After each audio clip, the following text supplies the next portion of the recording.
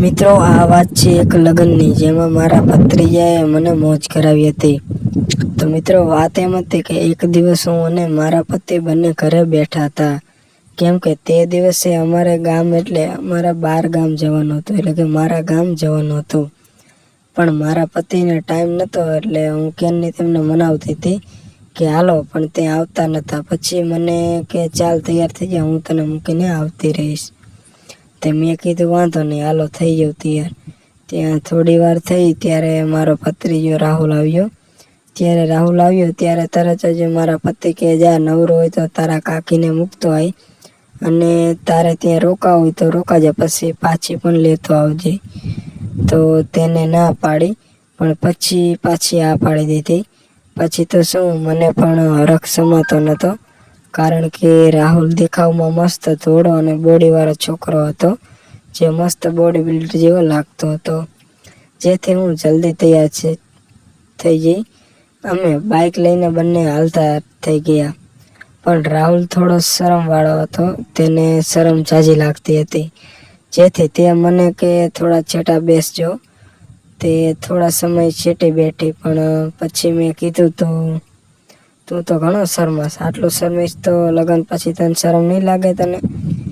તે મને કે એવું નથી, કોક જોવે તો કંઈક અલગ લાગે, એટલે છેટે બેસવાનું કહું છું તમને કે.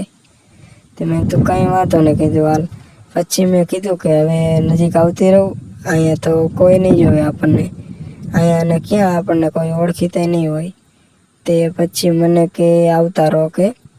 તે પછી હું થોડીક આગળ ખસી અને રાહુલ પાસે નજીક બેસી ગઈ. પછી તો શું, રાહુલ જ્યારે બ્રેક મારે તો હું તો રાહુલ હારે ભટકાવું, અને સંતરા એટલે મિત્રો જે કેરી હોય તે મિત્રો મારા દબાઈને એવું થતું હતું. પછી તો મેં થોડી વાર રાહુલ જોડે આવી વાતો કરાવી, અને રાહુલને એવી વાતો કરાવી કે રાહુલ પણ સામે એવું બોલવા લાગ્યો હતો. પહેલાં શરમાતો હતો, પણ પછી સામે એવું આપણે સાથે સાથે બોલવા લાગ્યો હતો. પણ મને હજી રહેવાતું નહોતું, એટલે હળવેકથી નજીક જઈ ખંભા ઉપર મેં હાથ રાખ્યો રાહુલને, કારણ કે તે રાહુલ કે આમ કરવામાં કોક જોઈ જશે. મેં ખંભા ઉપર હાથ રાખ્યો તે રાહુલ કે આમ કરવામાં કે કોક જોઈ જશે.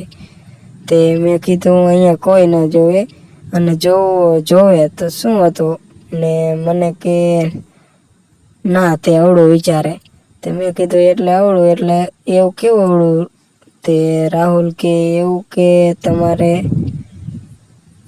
ને મારે કંઈક હશે એવું મિત્રો વિચારે. મને રાહુલે આવું કીધું.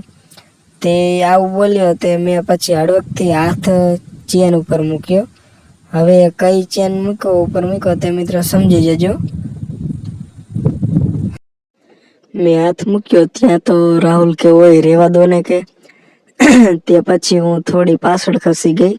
રાહુલ બોલી એટલે હું પાછળ ખસી ગઈ ને કંઈ બોલી નહીં. થોડી વાર થઈ તો રાહુલ મને કે કેમ કંઈ બોલતા નથી, કે ખોટું લાગ્યું કે? તે આવું કઈ મને કે નજીક આવતા રહ્યો. તે પછી થોડી વારમાં હું નજીક ગઈ. ત્યાં તો રાહુલ પછી તો શું, જોરથી બ્રેક મારવા લાગ્યો. પછી મને ખબર પડી ગઈ કે રેલગાડી પાટા ચડી ગઈ છે, પણ છતાંય તેને હજી મેં બોલાવ્યો નહોતો.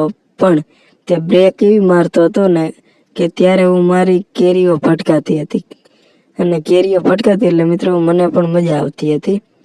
તે થોડી વાર થઈ ત્યાં રાહુલને પાવડાનો હાથો ફૂલ કડક અને નાકા વાળવાના મૂડમાં આવી ગયો હતો.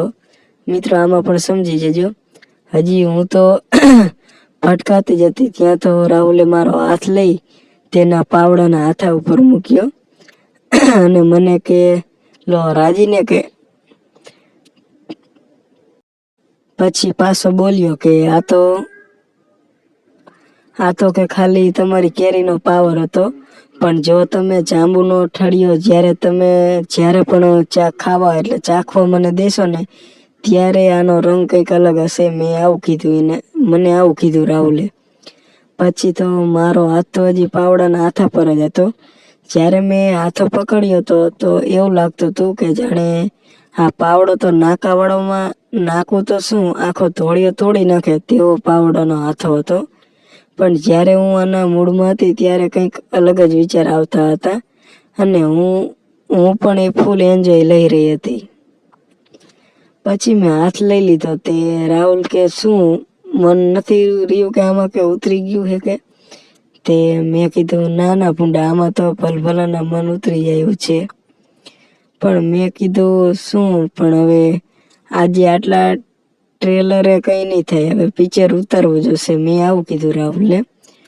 તે આવું મેં એને કીધું તે રાહુલ મને કે પણ મને કે ડર લાગે છે.